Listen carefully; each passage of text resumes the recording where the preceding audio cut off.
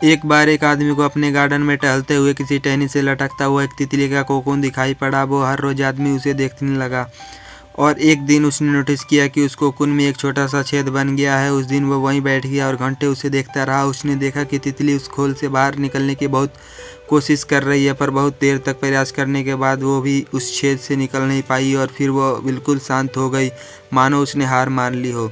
इसलिए उस आदमी ने निश्चय किया कि वो उस तितली की मदद करेगा। उसने एक कैंची उठाई और कोकून की ओपनिंग को इतना बड़ा कर दिया कि वो तितली आसानी से बाहर निकल सके, और यही हुआ। तितली बिना किसी और संघर्ष के आसानी से बाहर निकल आई, पर उसका शरीर सूजा हुआ था और पंख फूले हुए थे।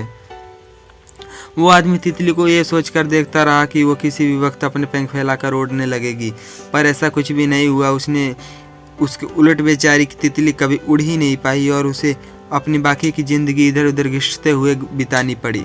वो आदमी अपनी दया और जल्दबाजी में यही नहीं समझ पाया कि दरअसल कोकून में निकलने की प्रक्रिया को प्रकृति ने इतना कठिन इसलिए बनाया है ताकि ऐसा करने से तितली के शरीर में मौजूद तरल उसके पंखों में पहुंच सके और वो छेद से बाहर निकलने की उड़ सके।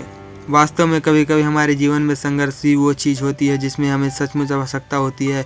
यदि हम बिना किसी स्ट्रगल के भी कुछ पाने लगे तो हम भी एक अपंग के समान हो जाएंगे। बिना परिश्रम और संघर्ष में हम कभी इतने मजबूत नहीं बन सकते जितना हमारी क्षमता। और इसलिए जीवन में आने वाले कठिन पलों को सकारात्मक दृष्टिकोण से देखिए। वो आपको कुछ ऐसा सिखा जाएंगे जो आपकी ज़िंदगी की उड़ान को पॉसिबल बना पाएंगे।